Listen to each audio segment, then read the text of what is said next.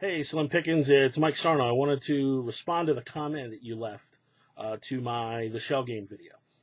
For those of you who might be just coming in the middle of this, I made a video of the Shell game. Slim Pickens responded to that. I've also made another video before Slim left me this comment. So the responding to other comments left to the Shell game video. So they're both linked in the sidebar. Go ahead and check those out if you want to see the complete discussion that's been developing.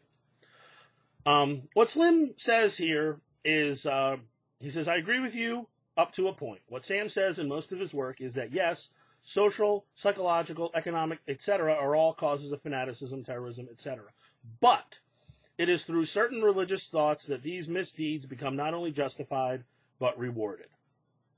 You know the examples in both Christianity and Islam, and it's through flaws in the language of the doctrines and the dogmatic way they are treated that allow this. Religious dogma is to blame, just not entirely. The first thing I want to do to respond is that Sam, in the clip that I showed, stated that these other, these non-religious regimes that performed misdeeds, excuse me, he said that they were too much like religion because they were dogmatic. Okay, and I have to take exception to that. He's placing dogma solely in the realm of religion. He's even saying they're like religion when they do that. I don't think that's fair, and I think it's intellectually dishonest. Religion is not by necessity dogmatic. Not all religions are dogmatic. Religions change over time. That's why we have the multitude of denominations that we have today. And that's why religions that have existed for a long time, denominations that have existed for a long time, they've evolved their thought. Okay? That happens. Dogma means, slow to change, resistant to change. Okay? And those core beliefs that are held by those groups, they do change. Somewhat slowly, and some more slowly than others, and some of them only change because the movement dies out, right? I admit to that. But that's not solely in the realm of religion. And I think that we need to make that distinction. And I also think there's just a problem with the mathematics there. If 2 + 2 = 4, then 2 does not equal 4. Okay? You need to have all of this stuff involved. You need to have all of these other motivations in play, and then add this religion. Religion on its own doesn't do that. This oppression on its own doesn't necessarily do that. Okay? I mean, sometimes all you need is just people to be desperate enough, and they'll do that kind of stuff even without religion. Does religion make it easier? In some cases, yes. In some cases, no. You can't make the blanket statement, though, that religion does that. Religion does that, or even religion encourages it once you're oppressed. That's not necessarily true. So if you want to criticize some religion, certain sects, fine. But you know what? Then, like I said in my video, criticize the ideas. Buddhism. Sam makes the point. I've read where Sam makes the point about Buddhism does not create suicide bombers, right? Tibet is more oppressed now than a lot of other places, and their religious people aren't suicide bombing places. Okay, so it's not just religion, and Sam knows that, but yet he uses this other language in his little speech here. And look, he's a spokesman. He should choose his words a little more carefully. And if that's not what he means, if what he really means to say is, well, you have to take what I'm saying here in context with what I've said over here and over here and over here, then that's fine. Then I apologize to Sam. But at that same point, I have to say, if we have to take everything that Sam has to say in context, then Sam needs to do the same thing when he's looking at Holy Scripture. When he's looking at the Bible and the Quran, when he's looking at those things, he can't just take these little phrases here and there and just say, I'm going to take these at what their English interpretation face value is.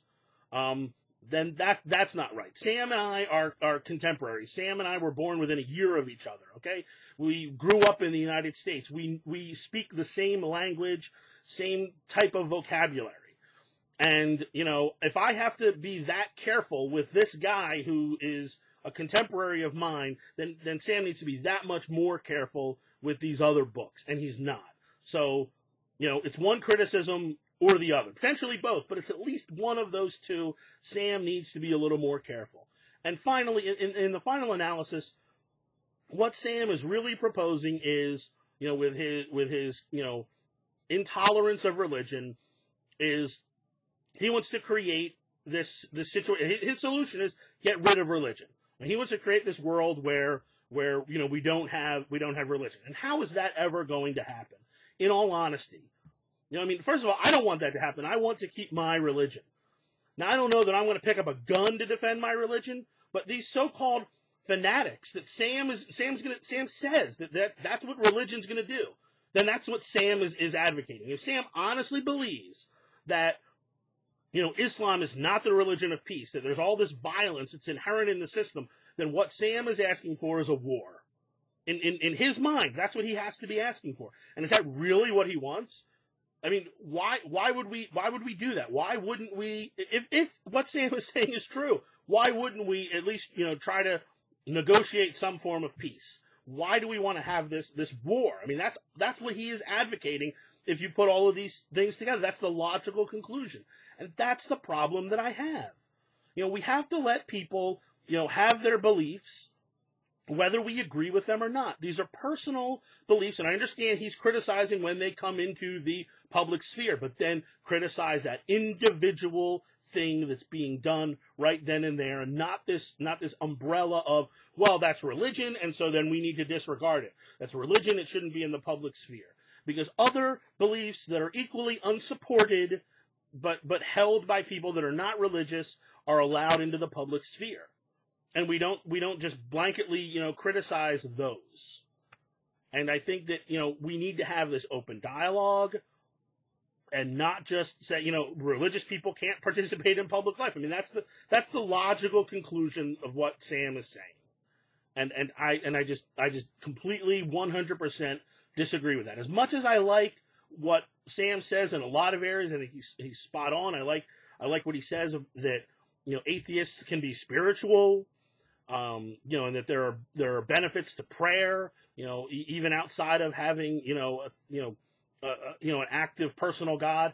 Yeah, I agree with all of that stuff. That informs my religion. And so, I see Sam as a potential ally if he would just simply, get rid of the militant stance toward religion.